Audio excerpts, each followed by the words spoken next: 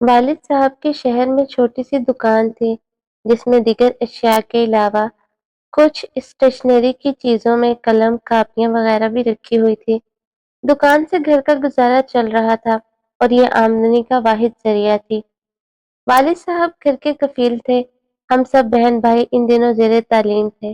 والد صاحب کا معمول تھا کہ فجر کی نماز کے بعد تلاوت قرآن پاک کرتے، پھر ناشتہ کر کے دکان پر چلے جاتے اور اس کے حلال کی امید پر بیٹھ جاتے۔ قریب ہی لڑکیوں کا اسکول تھا جو چھٹی کے بعد ان سے کچھ نہ کچھ خریدنے آ جاتی تھی۔ وہ اکثر دکان کے سامنے سے گزر کر اسکول جاتی۔ ایک روز ابا جان نے دیکھا کہ ایک لڑکی پریشان سے تیز تیز قدم اٹھاتی جا رہی ہے اور اس کے پیچھے دو آوارہ قسم کے لڑکے تعقب کرتے اور آوازیں کستے چلے آ رہے ہیں۔ والد صاحب سے رہا نہ گیا۔ وہ دکان سے باہر آئے اور لڑکوں کو روک کر برا بھلا کہنے لگے۔ اس پر ایک گستاخ لڑکا بولا، بزرگوں اپنی راہ لو، یہ آپ کی بچی تو نہیں ہے، پھر کیوں بے حال ہو رہے ہو؟ یہ سن کر ان کو غیرت آئی اور جوتا اتار کر اس کو مارنے کو لپکے۔ تبھی سامنے والی دکان سے کچھ لوگ آگے، انہوں نے والد صاحب کو پکڑ لیا اور بولے، بٹ صاحب چھوڑیے، ان بدماشوں کے منہ مت لگیے۔ بچ بچاؤ میں وہ دونوں بدماش بھاگ گئے اور ابو غصے پر بمشکل قابو پا کر دکان پر آ بیٹھے۔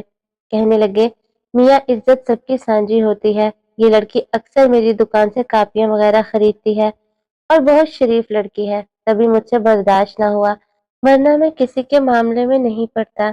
خیر بات آئی گئی ہوگی۔ ہفتہ گزرا تھا کہ وہ دونوں آوارہ لڑکے اپنے دو اور بدماش ساتھیوں کے ہمراہ آ گئے اور دکان میں گھس کر والد صاحب پر حملہ کر دیا۔ وہ کونے میں بچھے تخت پوش پر نماز پڑھ رہے تھے اور سجدے میں تھے۔ انہوں نے پشت سے وار کیا۔ چاقو کافی تیز اور بڑے پھل والا تھا، ان کے دل تک پہنچ گیا اور وہ پل بھر میں ہی خالق حقیقی سے جا ملے۔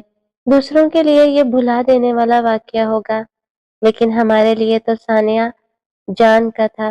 اس واقعے نے ہماری بنیادیں ہلا دی۔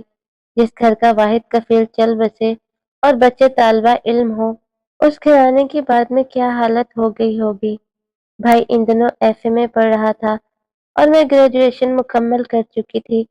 تعلیم اور ملازمت حاصل کرنا گویا جوئے شیر لانے کے مترادف تھا۔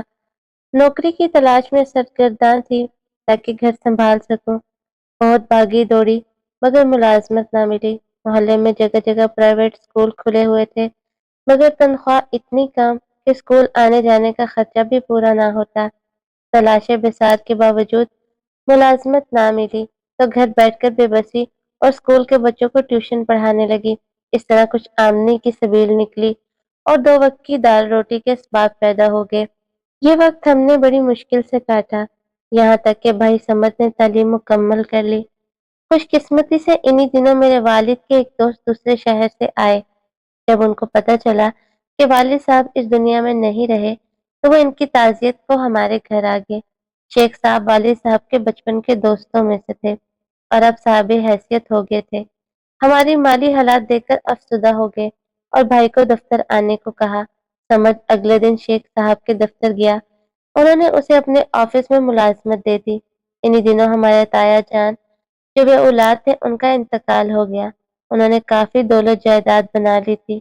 ان کی وصیت کے مطابق ان کی جائیداد کا کافی حصہ ہم کو مل گیا۔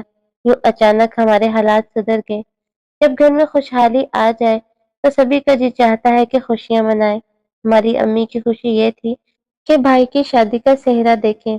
ادھر ہم سمجھ کی شادی کے بارے میں سوچ رہے تھے، ادھر وہ اپنی پسند کے خیالوں میں کھوئے ہوئے تھے مگر بتانے سے ڈرتے تھے کیونکہ ہمارے گھر کا ماحول ایسا نہ تھا۔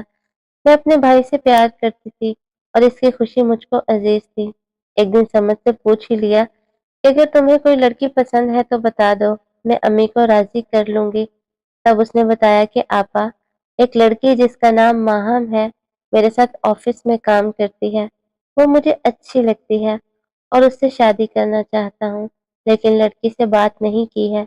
یوں تو بات چیت ہم کرتے ہیں مگر شادی کے بارے میں بات کرنے کی ہمت نہیں پڑتی۔ نہیں معلوم وہ رشتہ قبول کرے گی بھی یا نہیں۔ میں نے کہا، آسان طریقہ یہ ہے کہ ہم شیخ صاحب کو درمیان میں ڈال دیں، وہ باس ہیں اور ہمارے مالی حالات بھی اب بہت بہتر ہیں۔ میرا نہیں خیال کہ لڑکی والے انکار کریں گے۔ البتہ لڑکی کا رشتہ اگر پہلے سے کہیں طے ہے تو کچھ مسئلہ ہو سکتا ہے۔ میں نے امی سے اور انہوں نے شیخ صاحب سے ذکر کیا۔ وہ بولے لڑکی اچھی ہے اور اس کے والد سے میری پرانی جان پہچان ہے، آپ میرے ساتھ چلیے، لڑکی دیکھ لیجیے اور پھر بات چلاتے ہیں، امید ہے کہ رشتہ مل جائے گا۔ شیخ صاحب نے مجھے اور امی کو ماہم سے ملوایا۔ وہ بہت اخلاق سے ملی اور ہم کو پہلی ملاقات میں پسند آ گئی۔ ہم اسے شیخ صاحب کے آفس میں ملے تھے۔ بعد میں انہوں نے ماہم کے والد سے بات کی تو انہوں نے اپنے گھرانے کی دعوت دے دی۔ لڑکی کے والدین اور ماہم کا گھرانہ ہم کو پسند آیا۔ امی نے رشتے کا معاملہ شیخ صاحب پر چھوڑ دیا۔ انہوں نے ہی لڑکی والوں سے مزید بات چیت کی اور ہاں ہو گئی۔ اس کے بعد ماہم نے دفتر آنا بند کر دیا اور گھر بیٹھ گئی۔ ان لوگوں کے گھر کا ماحول ہمارے گھر کی طرح خالصتاً مشرقی تھا۔ وہ دن بھی آ گیا جب ماہم دلہن بن کر ہمارے گھر آ گئی۔ سمد بھائی تمہارے خوشی کے زمین پر پاؤں نہیں دھرتے تھے۔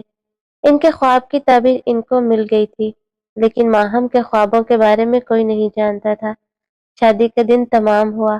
رخصتی کے بعد ہم سب تھکے ہارے رات کو جہاں جس کو جگہ ملی پڑھ کر سو رہے۔ شادی کا گھر تھا، دور کے مہمان بھی واپس نہیں جا سکتے تھے۔ ہم نے بھیا کا کمرہ دلہن کی طرح سجا دیا تھا۔ شادی کی رات سمد بھائی حجلہ عروسی میں گئے اور اپنے ہاتھوں سے دلہن کا گھونگھٹ اٹھایا۔ دلہن نے ان کے ہاتھ ہٹا دیے اور ایسے دیکھا جیسے وہ اس سارے تکلف سے بیزار، تھک کر چور ہوئی بیٹھی ہو۔ تبھی اس نے کہا آپ بے شک مجھے شریک حیات قبول کر چکی ہوں، لیکن میں آپ کو قبول نہیں کرتی۔ میں کسی مجبوری کی وجہ سے یہاں بیٹھی ہوں۔ یہ الفاظ نہیں انگارے تھے جو میرے بھیا کے پرشوق دل پر برس گئے۔ صدا بھی سوچ رہا تھا کہ کیا جواب دے۔ ماہم نے مزید گلفشانی کی میں آپ سے نفرت نہیں کرتی، لیکن محبت کرنا بھی میرے بس کی بات نہیں، یہ میرے دل کی مجبوری ہے۔ بھائی کو اپنی دلہن سے ایسی امید نہ تھی۔ ماہم کو دفتر میں پرکھ چکے تھے، وہ غلط قسم کی لڑکی ہرگز نہیں تھی۔ ہمیشہ لیے دینے رہنے والی، اپنے کام سے کام رکھنے والی اور ٹھیک ٹائم سے گھر پہنچ جانے والی کسی طرح غلط قسم کی ہو سکتی تھی۔ اس نے پھر ایسا کیوں کیا تھا؟ وہ بھی شادی کی پہلی رات۔ ایسی بات کرنے کا تو بڑا حوصلہ چاہیے تھا، اور دیکھنے میں ماہم میں اتنا حوصلہ نہ تھا کہ ماں باپ سے بغاوت کرتی۔ خاوند سے بغاوت تو اور بھی دقت طلب مرحلہ تھا۔ تم اگر مجھ سے شادی نہ کرنا چاہتی تھی تو ماں باپ سے کیوں نہ انکار کر دیا؟ نکاح کے وقت کیوں قبول کر لیا؟ ماں باپ سے سخت احتجاج کیا تھا اور نکاح کے وقت بھی قبول نہیں کیا تھا۔ میری جگہ میری بہن کو بٹھا دیا اور اس نے قبول کیا، نام لیا گیا۔ میں تو کمرہ بند کر کے بیٹھ رہی تھی، تو تمہارے دستخط بھی کسی اور نے کیے ہوں گے؟ بھائی نے پوچھا۔ نہیں، ایسا نہیں ہوا ہے، دستخط تو والد صاحب نے ڈانٹ ٹپٹ کر کروا لیے تھے۔ آخر تمہارے والدین نے ایسا کیوں کیا؟ اس لیے کہ وہ اپنی عزت بچانا چاہتے تھے اور تم کو ان کی عزت کا خیال نہ تھا۔ خیال تھا تبھی تو یہاں بیٹھی ہوں۔ آخر ایسے حالات پیدا کرنے کی وجہ کیا تھی؟ وجہ یہ تھی کہ میں نے کسی سے کلام پاک پر قسم کھائی تھی۔ جانتی ہو کہ ایسی شادیاں درست نہیں ہوتی؟ جانتی ہوں، تبھی تو حقیقت بتا رہی ہوں۔ نئی نویلی دلہن کی باتیں سن کر سمجھ سوچ میں پڑ گیا۔ یہ کیسا انوکھا مذاق تھا کہ ایک دلہن حجلہ عروسی میں موجود اپنی زبان سے کہہ رہی تھی کہ یہ نکاح جعلی ہے۔ سمد بھائی سر تھام کر بیٹھ گئے۔ اب کیا کریں؟ اگر تم راضی نہ تھی تو رخصتی کیسے قبول کر لی اور دلہن بن کر 16 سنگار بھی کروا لیے، اور کہتی ہو کہ تم نے نکاح قبول نہیں کیا؟ تم عاقل و بالغ ہو، پڑھی لکھی ہو، رخصتی پر راضی کیسے ہو گئی؟ بھائی نے استفسار کیا۔ میں نے بہت چاہا۔ والد صاحب رونے لگے۔ پھر آپ کی بہن آئی اور اپنی بوڑھی ماں کا واسطہ دیا کہ دیکھو ماہم، بارات واپس نہیں جائے گی، ورنہ میری بیوہ ماں یہ بے عزتی برداشت نہ کر سکیں گی۔ انہوں نے اپنی لڑکیوں کو بھی تو بیانا ہے۔ ہم نے تو طریقے سے رشتہ مانگا اور آپ کے والدین نے ہاں کی، سب کچھ اس مرحلے تک ٹھیک سے ہوا ہے، تو اب عین وقت پر یہ کیا معاملہ ہو گیا ہے؟ اب چاہے شادی کامیاب ہو یا ناکام، بے شک بعد میں طلاق لے لینا، لیکن اس وقت تو رخصتی ہوگی۔ ہم برادری والوں کو کیا جواب دیں گے؟ تو میرے پاس کیا چارہ تھا سوائے اس کے کہ آپ تک پہنچ کر ساری صورتحال سے آگاہ کر دوں۔ ماہم کی باتیں سن کر بھائی کا دماغ پگھلنے لگا۔ انہوں نے ایک جگ پورا پانی کا پی لیا، پھر بھی ان کا گلا خشک ہی رہا۔ آخر انہوں نے سوال کر ہی دیا، کون ہے وہ جس کی خاطر تم نے اتنا کچھ کیا ہے؟ ابھی بھیا کا فکرہ ادھورا تھا کہ اس نے فرمایا، یہ میں آپ کو نہیں بتا سکتی۔ بہرحال ہے کوئی جس کے ساتھ جینے مرنے کا وعدہ کیا تھا اور کلام پاک پر قسم کھائی تھی کہ ہم ایک دوسرے کے سوا کسی کو قبول نہ کریں گے۔ وہ کالج میں میرا کلاس فیلو تھا جو مزید اعلیٰ تعلیم کے لیے بیرون ملک چلا گیا، اور میں وعدے کے مطابق اس کا انتظار کر رہی تھی کہ شیخ صاحب نے والد کو رشتے کے لیے کہا اور انہوں نے مجھ سے بنا پوچھے ہی ہاں کہہ دی کہ میں سعادت مند بچی جس کا چال چلن درست ہے، بھلا کیوں انکار کروں گی؟ ان کو مجھ سے انکار کی توقع نہ تھی۔ بعد میں انہوں نے اپنی زبان کی پاسداری کی اور یہی سمجھا کہ میں نادان ہوں، بلا وجہ شادی سے گھبرا رہی ہوں۔ شادی ہو گئی تو سب کچھ ٹھیک ہو جائے گا۔ اب میں بھی مجبور ہوں، اپنی قسم کی پاسداری بھی کرنی ہے۔ آپ میری قسم کی لاج رکھ لیں۔ کلام پاک کی قسم بڑی قسم ہوتی ہے، ورنہ آپ کی مرضی ہے۔ اس وقت تو آپ میرے مالک بنا دیے گئے ہیں اور تقدیر میرے ہاتھ میں نہیں ہے۔ یہ کہہ کر وہ رونے لگی۔ اسے روتا دیکھ کر بھائی نرم پڑ گئے۔ اس گھڑی ماہم ان کی منچاہی محبوبہ ہی نہیں، ان کی بیوی کے روپ میں ان کی دلہن تھی، لیکن بقول ان کے ایک مجبور لڑکی بھی تھی۔ خدا جانے بھائی نے یہ رات کیسے چھت پر ٹہل کر گزاری، کیونکہ دلہن کا کمرہ اوپر تھا۔ ہم کو اس رات کی تنگ دامنی کا پتہ نہ چلا، کیونکہ بھیا اور ماہم نے کسی کو کچھ نہ بتایا۔ حسب پروگرام صبح سب تیار ہو گئے۔ کچھ تکن کم ہوئی تو ولیمے کی تیاری ہونے لگی۔ میں دلہن کے کمرے میں گئی۔ آفرین ہے ماہم کے حوصلے پر، اس نے کسی کو شک بھی نہ ہونے دیا کہ وہ گزشتہ رات سے بس نام کی دلہن ہے۔ ہم نے اسے ولیمے کے لیے دوبارہ تیار کیا۔ باہر بھائی بھی اپنے دوستوں میں گھر گئے۔ وہ کچھ بجے بجے ضرور تھے، مگر جلد ہی انہوں نے اپنی اس کیفیت پر قابو پا لیا اور مہمانوں سے ہنس ہنس کر باتیں کرتے رہے۔ ولیمے کا ہنگامہ ختم ہوا تو سجیدہ سوال نے میرے بھائی کا دامن تھام لیا کہ اب کیا قدم اٹھایا جائے۔ ماہم سے انہوں نے پوچھا، اب تم ہی بتا دو کہ کیا فیصلہ کرنا ہے، کہو تو ابھی طلاق دے دوں، مگر اپنے اور تمہارے والدین کو اس اقدام سے آگاہ کرنا ہوگا۔ اس پر وہ خاموش ہو گئی۔ کچھ سوچتی رہی، پھر بولی، آپ چند دن بطور مہمان مجھے اپنے گھر میں رکھیں، کیونکہ والدین فوری طور پر مجھے قبول نہیں کریں گے۔ کہیں اور جا کر میں غیر محفوظ ہو جاؤں گی۔ دارالامان بھی جانا نہیں چاہتی، تو تم یہاں رہ کر اپنے چاہنے والے سے رابطہ کرو گی؟ بھائی نے پوچھا تو وہ کہنے لگی، میں کوئی بات آپ سے چھپا کر نہ کروں گی، میرا اعتبار کیجیے، میں آپ سے جھوٹ بھی نہیں بولوں گی۔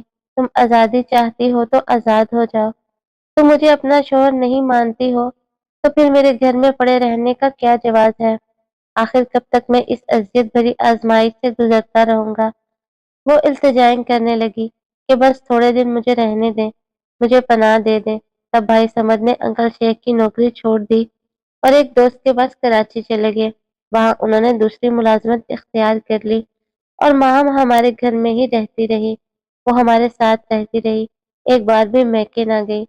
سمد بھائی پہ ہم کو حیرت ضرور ہوتی تھی کہ نئی نویلی دلہن کو چھوڑ کر گئے تو واپس نہیں لوٹے۔ فون کرتے تو کہتے، مجھے چھٹی نہیں مل رہی، نوکری نہیں ہے، درخواست دی ہے، آج کل میں چھٹی مل جائے گی۔ گھر والوں کو بھائی نے اندر کے معاملے سے ابھی تک آگاہ ہی نہ کیا تھا۔ ماہم بھی ہر کسی سے اچھے طریقے سے ملتی تھی۔ بھائی کا فون آتا تو دوڑ کر جاتی اور بار بار شکریہ کہتی۔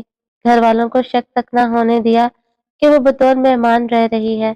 بہرحال وہ جس کا انتظار کر رہی تھی، ان کی شادی کے 4 ماہ بعد آ گیا اور 4 ماہ تک بھائی گھر نہ لوٹے، نہ ہی ماہم میکے گئی۔ وہ لمحہ آ گیا جس کا ماہم کو انتظار تھا۔ ایک دن اس کی ایک سہیلی آئی جس نے کچھ دیر تنہائی میں اس سے باتیں کی اور پھر چلی گئی۔ اس کا نام فرا تھا۔ اسی کی کزن نوشیروان سے ساتھ نبھانے کی ماہم نے اتنی بڑی قسم کھائی تھی کہ اب اس کو توڑنے سے لرز جاتی تھی۔ وہ کینیڈا سے آیا تھا، فرا یہی بتانے آئی تھی اور نوشیروان کا نمبر دے کر گئی تھی۔ ماہم نے فون پر اس سے رابطہ کیا۔ جس وقت وہ بات کر رہی تھی، میں برآمدے میں فرش صاف کر رہی تھی۔ ماہم سمجھی ملازمہ ہے۔ بہرحال جو بھی سمجھی، اس نے میرا کوئی نوٹس نہیں لیا۔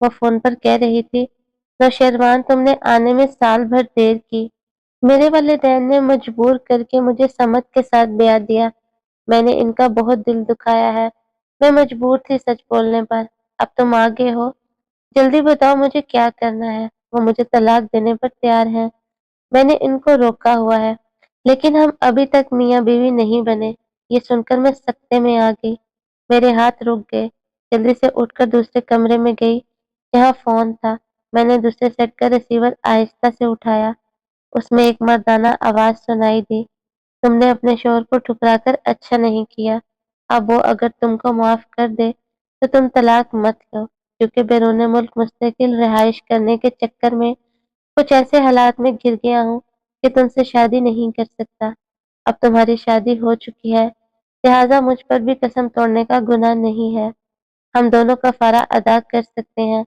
تم قسم نہیں توڑنا چاہتی تھی، لیکن طلاق لینا بھی ناپسندیدہ امر ہے، اللہ تعالیٰ ہم دونوں کو معاف کرے، دکھی نہ ہونا، میں تم کو تمہارے بھلائی کے لیے سمجھا رہا ہوں، میں تمہارا دشمن نہیں ہوں، اور جیسا کہ فرح نے مجھے آ کر بتایا ہے کہ تم بہترین لوگوں میں رہ رہی ہو اور تمہارا شوہر بھی اعلیٰ ظرف انسان ہے، ورنہ ایسی باتیں جان کر کون ایک دن بھی بیاتہ کو پناہ دیتا ہے، کوئی اور ہوتا تو گھر میں پناہ دینے کی بجائے اسی وقت چلتا کرتا، تو کیا تم اس آزمائش سے بھی نہیں سمجھی ہو کہ اللہ تعالیٰ نے تمہارے لیے کتنے بہترین شخص کو چنا ہے جس کو تم چھوڑ کر غلطی کر رہی ہو، جبکہ تم کو معلوم بھی نہیں کہ وہاں میں کیسے حالات میں پھنس گیا ہوں، بس سوچ لو کہ جوڑے اللہ تعالیٰ بناتا ہے اور اس میں کچھ مصلحتیں ہوتی ہیں، تم حالات سے سمجھوتا کر لو، کینیڈا مجھے جلدی واپس جانا ہے، وہاں ہم نے فون رکھ دیا اور رونے لگی اور گھٹنوں میں سر دے کر زمین پر بیٹھ گئی تھی،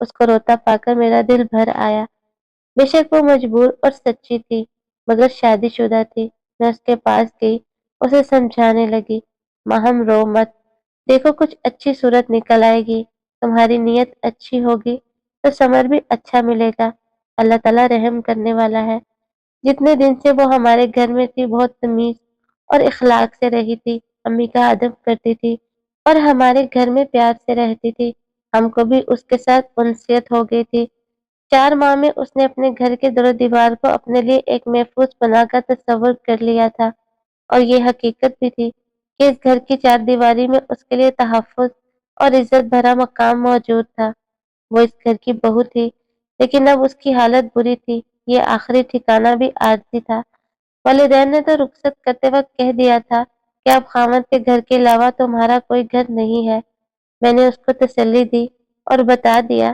کہ میں نے تمہاری اور نوشیروان کی گفتگو سن لی ہے، اس کے بعد ماہم نے مجھے سارا حال بتا دیا جو اب تک ہم سے چھپا ہوا تھا، امی نے سمت بھائی کو فون کر کے فوراً آنے کو کہا، معاملہ کھل چکا تھا، آفرین ہے میرے بھائی کے حوصلے کی، انہوں نے پھر بھی ماہم کو اختیار بخش دیا، چاہو تو طلاق لو، نہیں چاہتی تو یہ تمہارا گھر ہے، عمر بھر یہاں رہ سکتی ہو، بشرطیہ کبھی مجھ سے جھوٹ مت بولنا اور دل سے مجھے اپنا شوہر تسلیم کرنا ہوگا، اگر قبول کے الفاظ نہیں کہے تو دوبارہ کہے جا سکتے ہیں، دونوں باتیں ماہم بھابھی نے قبول کر لی اور بھائی نے اس مجبور کو پھر اپنے گھر سے نہیں نکالا، آج بھی وہ ہماری بھابھی ہے، ان کو ہم سے ویسا ہی پیار ہے جیسا ہم کو ان سے ہے، کیونکہ ان میں وہ ساری خوبیاں ہیں جو اچھی خواتین میں ہوتی ہیں، شکر ہے خدا نے ہم کو ان ظالموں میں شامل ہونے سے بچا لیا، اور ہم ایسے لوگوں میں سے نہیں تھے جو سچ بولنے کی سزا بھابھی کو دے کر